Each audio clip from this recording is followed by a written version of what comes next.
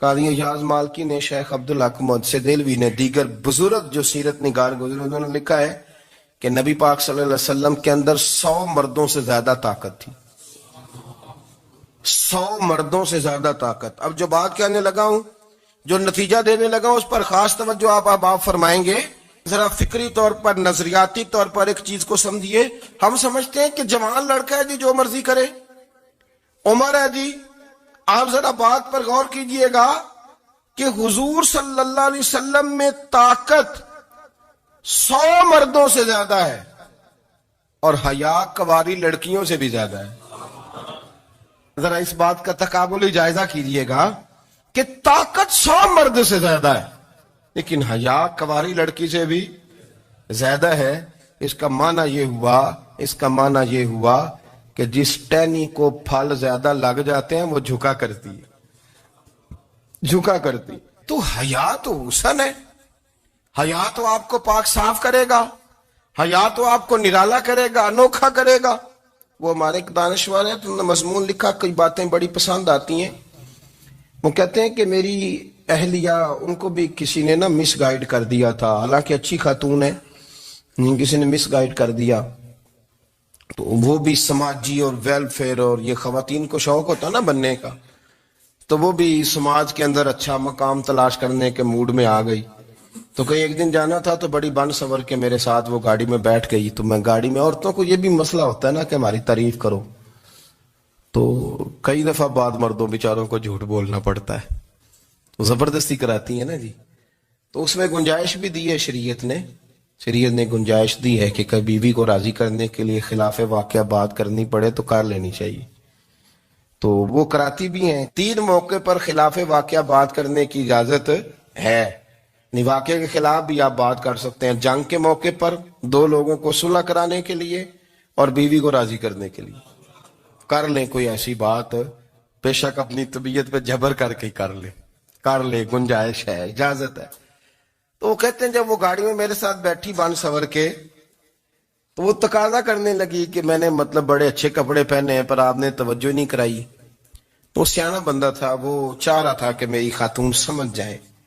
وہ کہتے ہیں مجھے پتا تھا کہ بیچاری مس گائیڈ ہو گئی ہے، دل کی بڑی اچھی ہے، سیانی ہے، لیکن اس کو کچھ خواتین نے، کچھ لوگوں نے مل کے اس کو ذہن غلط کر دیا ہے کہ سماج میں نکلو، باہر جاؤ، کام کرو، فلاں کرو، اپنی مرضی سے جیو. تو میرے ساتھ گاڑی میں بیٹھی کہیں جانے کے لیے، تو مجھ سے کہنے لگی کہ آپ نے میری طرف توجہ ہی نہیں کی، آپ نے کوئی ذکر ہی نہیں کیا کہ میں کیسی لگ رہی ہوں. تو وہ کہتے ہیں میں نے اسے کہا کہ اگر تو ناراض نہ ہو تو پھر میں صحیح والی تعریف کر دوں. تو اس نے کہا کہ آپ کر دیں. تو کہتے ہیں میں نے درد سے اور خلوص سے اپنی بیوی سے کہا، خلوص کے ساتھ. میں نے کہا میں تو روز گھر ہوتا ہوں، روز شام کو گھر ہوتا ہوں، اگر تو میرے لیے تیار ہوتی تو میں تیری تعریف کرتا، لیکن آج تو باہر جانے کے لیے تیار ہوئی، تو پھر ان سے تعریف کی امید رکھ جن کے لیے تو نے تیاری کی ہے. میرے لیے تیاری کرتی تو میں تو ہر شام تیرے پاس ہوتا ہوں.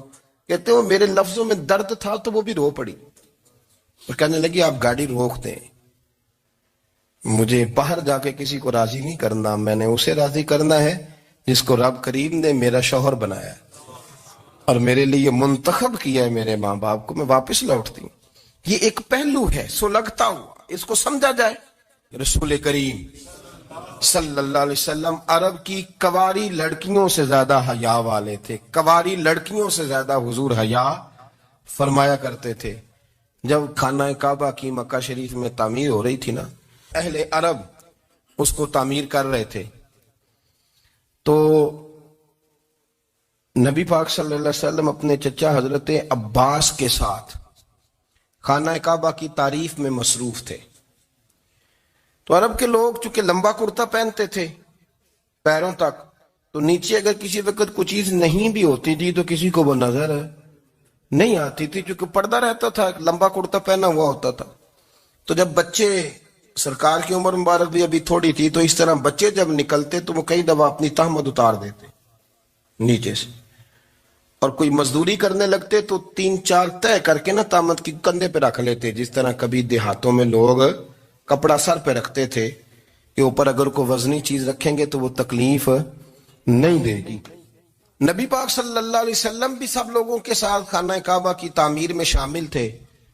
تو حضرت عباس رضی اللہ تعالیٰ عنہ نے کہا حضور سے، ابھی اللہ نے نبوت بھی نہیں فرمایا تھا، بھتیجے آپ بھی تامد اتاریے. یہ صحیح مسلم میں حدیث موجود ہے.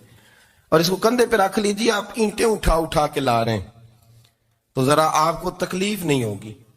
تو سرکار دو عالم صلی اللہ علیہ وسلم سے یہ بات کہی اور پھر جلدی سے حضور کی تہمت کو نکال کے نا، حالانکہ لمبا کرتا پہنا ہوا ہے، تو وہ جیسے ہی ان کے کندھے پہ رکھا اینٹیں رکھنے کے لیے تو سرکار تو زمین پہ گر گئے، بے ہوش ہو گئے، آنکھیں آسمان کی طرف. اور پھر حضور پکار رہے ہیں آزاری آزاری آزاری، میرا تامت دے دو، میرا تامت دے دو. کبھی کوئی شخص اس وجہ سے بھی بے ہوش ہوا ہے کہ میرے وجود سے کپڑا اتر گیا ہے؟ حالانکہ سرکار پر وہ بے ہوشی بھی نبی پاک کا وہ جو غلبہ ہے نا شرم و حیا کا، اس کی وجہ سے ہوئی.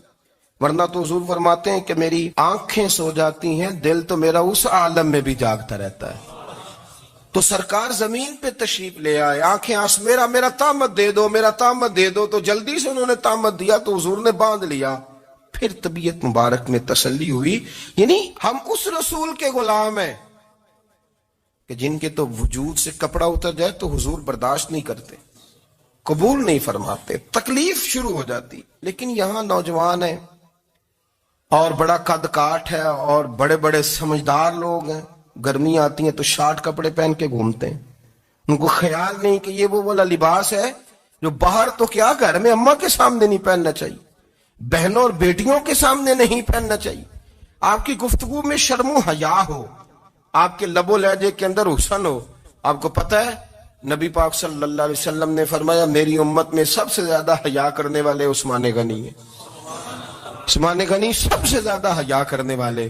آپ فرمایا کرتے تھے جب سے حضور کا چہرہ دیکھا ہے میں نے کبھی اپنی شرمگاہ بھی نہیں دیکھی، میں نے آنکھوں کا وضو نہیں توڑا، اور جب سے حضور کے دست مبارک میں نے بیعت کے لیے سیدھا ہاتھ بڑھایا تو پھر سیدھا ہاتھ میں نے کبھی گندگی کو نہیں لگایا. حیات. آپ باتھ روم کے اندر بھی غسل فرماتے تھے تو کپڑوں سمیت کرتے تھے. کسی نے کہا حضرت جی واش روم کے اندر کیوں نہیں کپڑے اتارتے؟ آپ فرمانے لگے باہر بندوں سے حیا کرتا ہوں، اندر جاتا ہوں تو رب سے حیا آنی شروع ہو جائے، وہ تو دیکھ رہا ہے نا.